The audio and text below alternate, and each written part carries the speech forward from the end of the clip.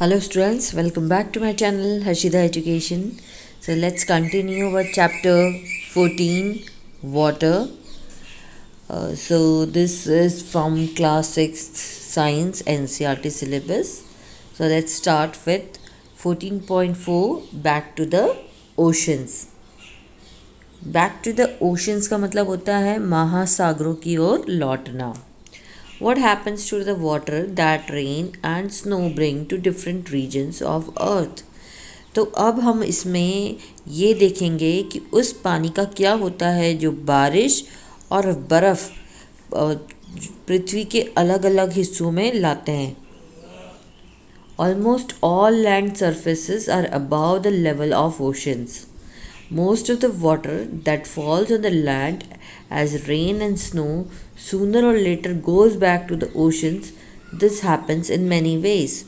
तो लगभग सभी जो है वो ज़मीन की जो सरफेस होती है तो महासागरों के लेवल से ये जो है ये ऊपर की ओर होता है और बारिश और बर्फ़ के रूप में भूमि पर गिरने वाला ज़्यादातर जो पानी है वो देर सवेर वापस से क्या होता है महासागरों में चला जाता है, या तो बारिश के फॉर्म में या फिर बर्फ़ के फॉर्म में, ओले के फॉर्म में.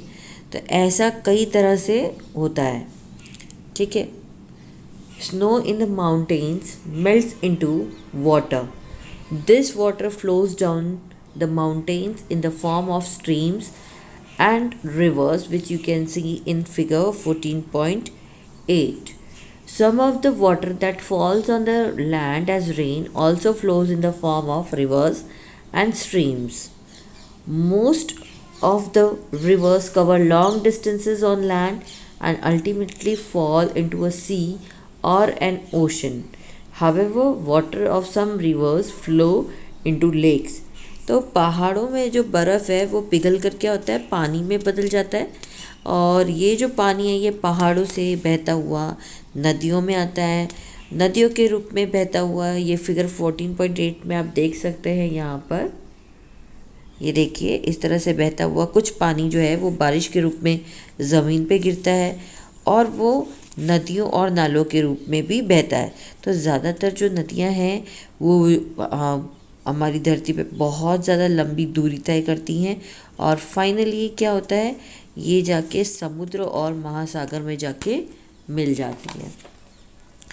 Rain water also fills up the lakes and ponds. A part of the rain water gets absorbed by the ground and seems to disappear in the soil. Some of this water is brought back to the air by the process of evaporation and transpiration. तो इसमें से कुछ जो नदियाँ का जो पानी होता है वो क्या होता है वो झीलों में जाके बह जाता है. बारिश का जो पानी होता है वो झीलों और तालाबों को भी भर देता है और बारिश के पानी का एक हिस्सा ज़मीन में मिट्टी द्वारा क्या होता है एब्जॉर्ब चूसा जाता है, एब्जॉर्ब किया जाता है और धीरे धीरे मिट्टी में गायब होने लगता है. तो इसमें से कुछ पानी क्या होता है एवापोरेशन और ट्रांसपिरेशन की प्रोसेस द्वारा हवा में वापस चला जाता है. ठीक है. The rest seeps into the ground. Most of this water becomes available to us as groundwater. Open wells are fed by groundwater. Groundwater is the source for many lakes as well. It is also this groundwater which is drawn by a hand pump or a tube well. The more hand pumps or tube wells that are used in an area, the deeper we need to dig to find this groundwater. The loss in the level of groundwater due to overuse is worrisome. तो बाकी जो पानी होता है वो ज़मीन में absorb हो जाता है, वो नीचे चला जाता है. तो इसमें से ज़्यादातर पानी आप देखेंगे कि जो ग्राउंड वाटर है उसके रूप में हमको मिलता है. खुले हुए जो कुएँ हैं, जो ओपन जो वेल्स वगैरह हैं, तो इसी ग्राउंड वाटर से वो छलोछल भर जाते हैं. तो ग्राउंड वाटर कई झीलों का भी सोर्स है, मतलब ये ग्राउंड वाटर के कारण ही कई झीलें जो हैं उसमें भी पानी होता है. तो जो पानी हम हैंडपम्प्स या फिर ट्यूबवेल द्वारा खींचते हैं वो भी हमें ज़मीन के अंदर जो पानी है उसी से मिलता है. तो एक जगह में जितने ज़्यादा हैंडपम्प्स हैं या जितने ज़्यादा ट्यूबवेल्स का यूज़ किया जाता है उतनी बार ही हमें उस जगह को मतलब उस जगह पर पानी को खोजने के लिए क्या करना पड़ता है, गहरी खुदाई करनी पड़ती है। ठीक है, तो अगर इसी तरह से ग्राउंड वाटर के लेवल में अगर पानी की कमी हुई तो ये आप कह सकते हैं एक बहुत ज़्यादा चिंताजनक वाली बात है। Now, Paheli wants to share a concern with you. In those areas where the land has little or no vegetation, the rainwater flows away quickly. Flowing rainwater also takes the top layer of the soil away with it. There are few areas where most of the land is covered with concrete. This reduces the seepage of rainwater into the ground, which ultimately affects the availability of groundwater. तो पहेली आपके साथ एक चिंता जो है वो साझा करना चाहती है। जिन जगहों में जो भूमि है वो कम है और जो पेड़ पौधे हैं वो कम है, तो वहाँ बारिश का पानी जल्दी से क्या होता है, दूर चला जाता है। बारिश का बहता हुआ जो पानी है वो मिट्टी की ऊपर की जो सरफेस है उसको भी बहा के ले जाता है, यानी जो सॉइल एरोजन है वो होता है यहाँ पर। ऐसी कुछ जगह है जहाँ ज़्यादातर जो भूमि है वो किससे ढकी हुई है, कंक्रीट से। ठीक है, कंक्रीट मतलब ये जो पत्थर वगैरह आते हैं उससे। तो इसी वजह से इन कंक्रीट की वजह से बारिश का जो पानी है वो ज़मीन में काफ़ी कम जा पाता है और अल्टीमेटली क्या होता है, ग्राउंड वाटर की जो अवेलेबिलिटी है यानी उपलब्धता है उसको अफेक्ट करता है। Okay, now let's move to next page. We know now that water brought back to the surface of the earth by rain, hail, or snow goes back to oceans. Thus, water from the ocean and surface of the earth goes into air as vapor, return as rain, hail, or snow, and finally goes back to the oceans. The circulation of water in this manner is known as water cycle, which you can see in figure 14.9.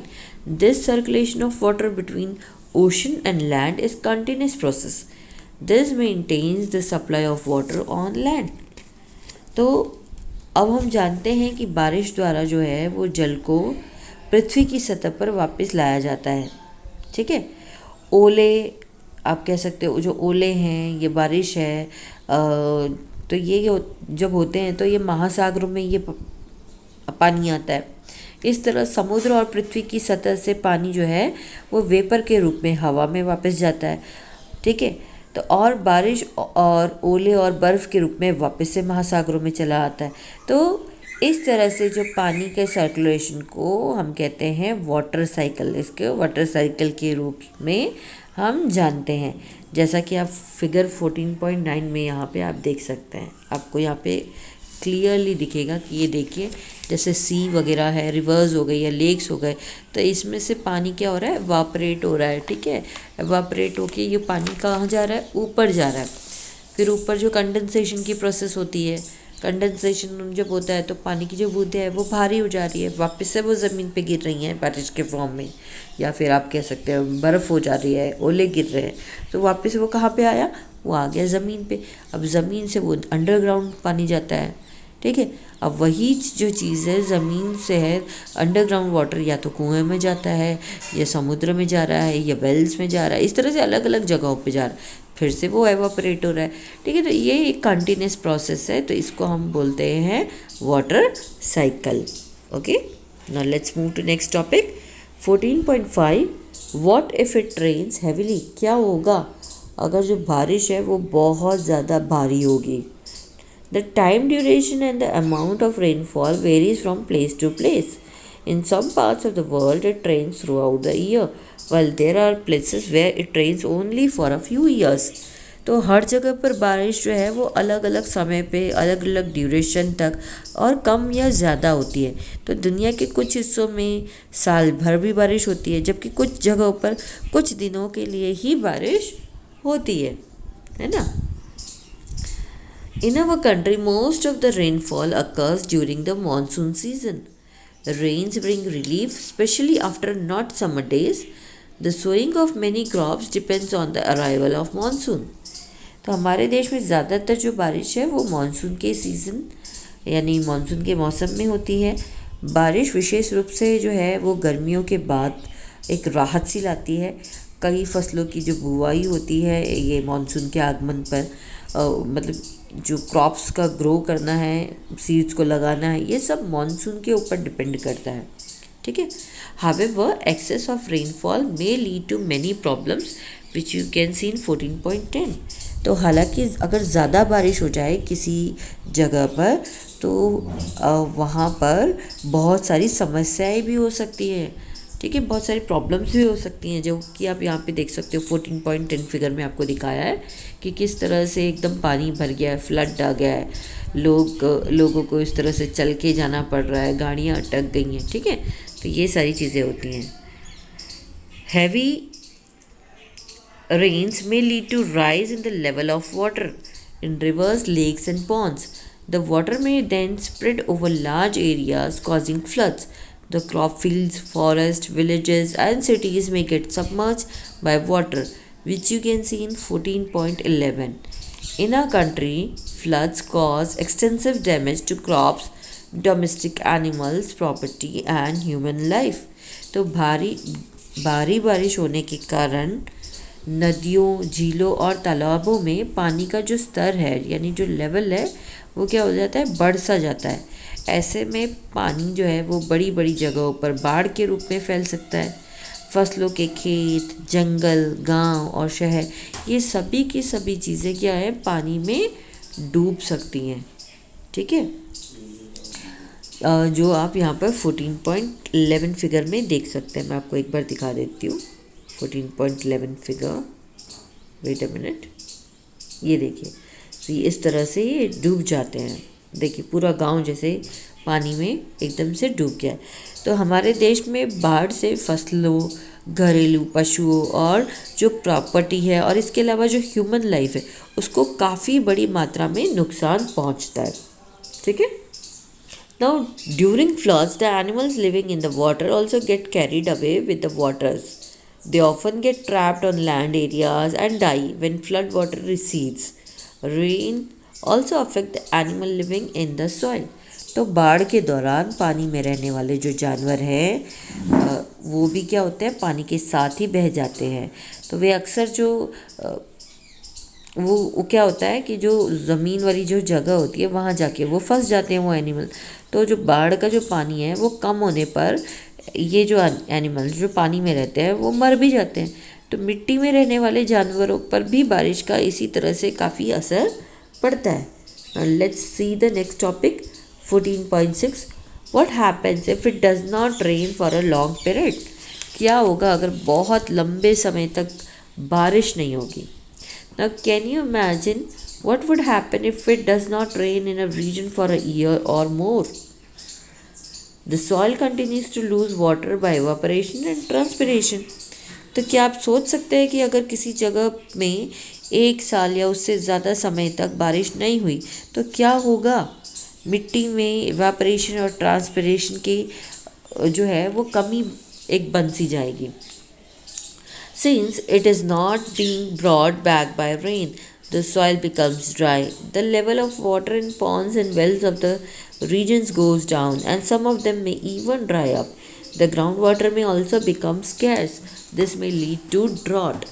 क्योंकि इसे बारिश से वापस नहीं लाया जा सकता तो मिट्टी जो है वो क्या हो जाएगी, सूख सी जाएगी, ड्राई हो जाएगी, और जो पानी का लेवल है तालाबों और कुओं में वो भी गिर जाएगा यानी कम हो जाएगा, और उनमें से कुछ सूख भी हो जा सकते हैं।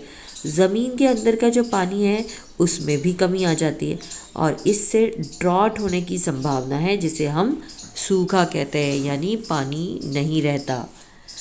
इन drought condition it is difficult to get food and fodder. तो सूखे की स्थिति में भोजन और चारा मिलना बहुत ज़्यादा मुश्किल है। You might have heard about droughts occurring in some parts of our country or the world. Are you aware of the difficulties faced by the people living in these areas? What happens to the animals and the vegetation in these conditions? Try and find out about this by talking to your parents and neighbors and by reading about it from newspapers and magazines. तो क्या आप इन जगहों में रहने वाले लोगों के सामने आने वाली कठिनाइयों से वाकिफ़ हैं कि क्या होता है इन स्थिति में जानवरों और वेजिटेशन का क्या होता होगा? अपने माता पिता या फिर आप अपने नेबर से बात करके या फिर न्यूज़पेपर या मैगज़ीन से इसके बारे में पढ़कर इसके बारे में जानने की कोशिश करें। Let's see next topic, that is 14.7, how can we conserve water, यानी हम पानी को किस तरह से बचा सकते हैं। Only a small fraction of water available on the earth is fit for use of plants, animals and humans. तो हमारी धरती पर जो पानी उपलब्ध है उसका एक बहुत ही छोटा सा भाग ही पौधों, जानवरों और हम इंसानों के यूज़ के लिए है। मतलब बहुत छोटा सा भाग ही हम उसका यूज़ कर सकते हैं। Most of the water is in the oceans and it can not be use directly. तो ज़्यादातर जो पानी है वो महासागरों में है और इसका सीधा यूज़ हम नहीं कर सकते हैं। When the level of the groundwater decreases drastically, this cannot be used anymore. तो जब ज़मीन के अंदर का जो पानी है उसका जो लेवल है वो काफ़ी कम हो जाता है, तो इसका ज़्यादा यूज़ हम लोग नहीं कर सकते हैं। The total amount of water on earth remains the same, but the water available for use is very limited and is decreasing with over usage. तो पृथ्वी पर जो पानी है उसकी कुल मात्रा समान नहीं रहती, मतलब बराबर नहीं रहती है, लेकिन उसके यूज़ के लिए जो उपलब्ध पानी हमको मिल रहा है वो बहुत ही लिमिटेड है और ज़्यादा यूज़ के साथ ये भी कम होता जा रहा है। ठीक है। The demand for water is increasing day by day. The number of people using water is increasing with rising population. तो पानी की जो मांग है वो दिनों दिन बढ़ती जा रही है। अब क्यों बढ़ती जा रही है? क्योंकि बढ़ती पॉपुलेशन के साथ पानी का यूज़ करने वालों की संख्या भी बढ़ रही है। In many cities, long queues for collection of water are a common sight, which you can see in figure 14.12. Also, more and more water is being used for producing food and by the industries. तो ये जो पानी है तो बढ़ती आबादी के साथ पानी का उपयोग करने वालों की संख्या बढ़ रही है। उसका उपयोग कई शहरों में पानी जो है वो जमा करने के लिए लंबी सी कतारों में लगना पड़ता है, जैसा कि आप यहाँ पे फिगर 14.12 में देख सकते हैं। इसी के साथ भोजन के प्रोडक्शन और इंडस्ट्रीज़ द्वारा ज़्यादा से ज़्यादा जो पानी है उसका क्या हो रहा है, उसका यूज़ किया जा रहा है। This factors are leading to shortage of water in many parts of the world. Hence, it is very important that water is used carefully. We should take care not to waste water. तो इन्हीं कारणों के कारण दुनिया के कई हिस्सों में जो पानी है उसकी कमी हो रही है। इसलिए ये बहुत ज़रूरी है कि पानी का उपयोग सावधानी से किया जाए और हमें ध्यान रखना चाहिए कि पानी की बिल्कुल भी बर्बादी ना हो। Now let's start with our last topic of this chapter, that is 14.8, rain water harvesting. अब ये rain water harvesting क्या होता है? One way of increasing the availability of water is to collect the rainwater and store it for later use. Collecting rainwater in this way is called rainwater harvesting. तो पानी की उपलब्धता बढ़ाने का एक तरीका है बारिश के पानी को इकट्ठा करके बाद में इस्तेमाल के लिए स्टोर करना। तो इस तरह बारिश के पानी को इकट्ठा करना और इसको बाद में यूज़ करना, इसको हम कहते हैं rain water harvesting. The basic idea behind rain water harvesting is catch water where it falls. तो रेन वाटर हार्वेस्टिंग के पीछे एक जो बेसिक आइडिया है उसका मतलब है जहाँ पानी गिरता है उसे पकड़ो। What happens to the rainwater that falls in the places that are mostly covered with concrete roads and buildings? तो उन जगहों पर गिरने वाला बारिश के पानी का क्या होता है जो ज़्यादातर कंक्रीट की सड़कों या फिर इमारतों से ढके होते हैं? It flows into the drains, isn't it? From there, water goes to rivers or lakes, which could be far away. A lot of effort will then be required to get this water back into our homes as the water did not seep into the ground. तो ये जो नालियों में बहता है, मतलब ये जो पानी है ये नालियों में बह जाता है ना, तो वहाँ से पानी जो है वो नदियों या फिर झीलों में जाता है जो कि काफ़ी दूर चला जाता है। तब इस पानी को हमारे घरों में वापस लाने के लिए हमें बहुत ज़्यादा कोशिश करनी पड़ती है, उसकी कोशिश करने की ज़रूरत होती है, क्योंकि जो पानी है वो ज़मीन के अंदर नहीं गया होता है। तो here two techniques of rain water harvesting are discuss. तो यहाँ पर रेन वाटर हार्वेस्टिंग की दो टेक्निक्स के बारे में डिस्कस किया गया। First, rain water rooftop rain water harvesting, यानी कि जो छतों पे जो पानी को कलेक्ट किया जाता है। In this system the rain water is collected from the rooftop to a storage tank through pipes. This water may contain soil from the roof and need filtering before it is used. Instead of collecting rainwater in the tank, the pipes can go directly into a pit in the ground. This then seeps into the soil of recharge or refill the groundwater, which you can see in 14.13 figure. तो पहला तो यहाँ पे बताया rooftop rain water harvesting, तो छत पर बारिश के पानी को इकट्ठा करना। तो इस सिस्टम में क्या होता है, बारिश के पानी को इकट्ठा किया जाता है, तो एक बड़े से जो स्टोरेज टैंक को पाइप के साथ जोड़ दिया जाता है। जो भी पानी छतों में कलेक्ट होता है वो तो इन पाइप्स के थ्रू टैंक्स में चला जाता है, या फिर दूसरी तरफ से क्या करते हैं, छतों में जो पानी जमा होता है तो उससे एक पाइप कनेक्ट की जाती है, वो जो डायरेक्ट ज़मीन में दे दी जाती है। तो ज़मीन में ये डायरेक्ट पानी जाता है, जिसकी वजह से क्या होता है, ये पानी डायरेक्ट ग्राउंड लेवल में, मतलब ग्राउंड लेवल में ज़मीन के नीचे चला जाता है। ठीक है, तो इस तरह से हम एक क्या काम कर रहे हैं, ज़मीन के जो पानी को रिचार्ज कर रहे हैं या फिर रीफिल कर रहे हैं। ठीक है, जैसा कि आप यहाँ पे 14.13 फिगर में आप देख सकते हैं ये वाला। Okay, second, another option is to allow water to go into the ground directly from the roadside drains that collect rain water. तो एक दूसरा ऑप्शन ये है कि बारिश का जो पानी है वो इकट्ठा करने के लिए सड़क के किनारे की नालियों से पानी को सीधे ज़मीन में जाने दिया जाए। So here our chapter is over. I hope you understood the chapter. If you understood the chapter, you love the chapter, please like के बटन को क्लिक करें और मेरी चैनल को सब्सक्राइब करना ना भूलें। Bye bye.